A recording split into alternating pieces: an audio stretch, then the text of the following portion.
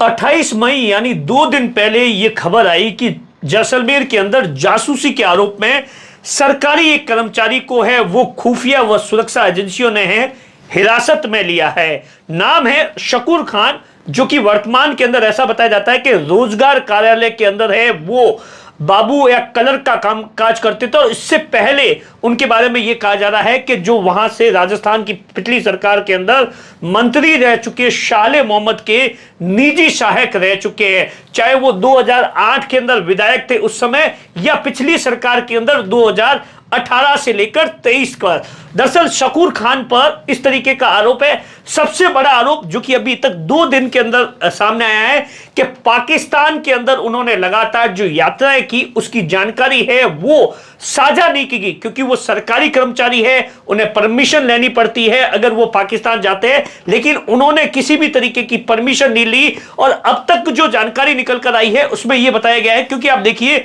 जब से पहलगांव का अटैक हुआ है, ऑपरेशन सिंदूर शुरू हुआ है, उसके बाद से लगातार आपने देखा होगा कि देश के अलग अलग हिस्सों के अंदर है वो खुफिया व सुरक्षा एजेंसियां हैं वो लगातार है इन तमाम चीजों पर विशेष तौर पर नजर रख रही है कि आखिर वो कौन लोग हैं जो कि इंडिया में बैठकर पाकिस्तान की मदद कर रहे हैं, पाकिस्तान की एजेंसियों की मदद कर रहे हैं। और इस मामले के अंदर आपने देखा होगा राजस्थान से लेकर पंजाब और पंजाब से लेकर तमाम अलग अलग जगहों पर दर्जनों की तादाद में गिरफ्तारी हुई है। शकूर खान की गिरफ्तारी है, हिरासत में जो लिया गया है वो इसी संदर्भ के अंदर लिया गया है। और जिस तरीके से बताया जाता है कि 28 मई को यहां पर जो खुफिया व सुरक्षा एजेंसियों के साथ में जो लोकल पुलिस थी वो उनको हिरासत में लेती है। और उसके बाद में अभी ऐसा बताया जाता है जयपुर के अंदर उनसे लगातार है वो पूछताछ चल रही है। और इस बात की पुष्टि है वो जैसलमेर के एसपी ने की है कि हां इस तरीके की एक गिरफ्तारी है वो हुई है। अब देखिए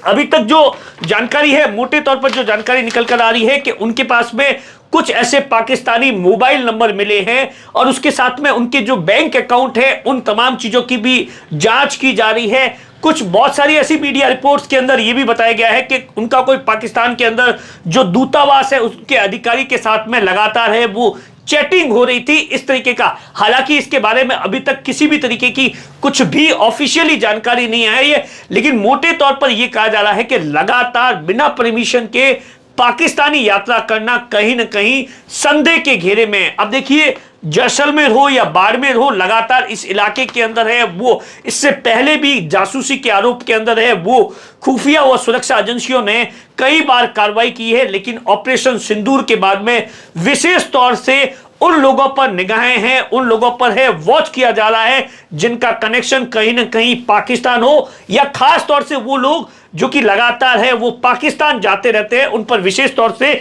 निगरानी की जा रही है। अब देखिए अभी तक, क्योंकि आप देखिए इस पूरे मामले को लेकर जब गिरफ्तारी हुई उसके बाद जो कि बीजेपी के बड़े नेता है उन्होंने बकायदा ट्वीट कर कर इस बात को लेकर दावा किया कि साहब कांग्रेस का हाथ पाकिस्तान के साथ, और इस पूरे मामले को लेकर कई आरोप है वो लगाए कि साहब देखिए पूर्व मंत्री का जो पूर्व निजी सहायक है वो किस तरीके से पाकिस्तान के लिए कामकाज कर रहा था, इस तरीके के आरोप है वो बीजेपी के नेता ने लगाए। और उसके बाद में आप देखिए कल ही आपने देखा होगा कि बीजेपी की ओर से लगातार है वो ट्रेंड भी करवाया गया इन तमाम चीजों को लेकर। मोटे तौर पर अभी तक इस बात का खुलासा नहीं किया है खुफिया व सुरक्षा एजेंसियों ने कि अब तक की पूछताछ के अंदर क्या कुछ बात सामने आई। शकूर खान ऐसा बताया जाता है जहां पर शाले मोहम्मद जिस गांव के रहने वाले हैं उसी के आसपास के रहने वाले हैं, और लगातार है वो शाले मोहम्मद के लिए है वो जब वो मंत्री होते हैं, विधायक होते हैं, उनके साथ में उनका निजी कामकाज देखते हैं। और उसके बाद अभी वर्तमान के अंदर देखिए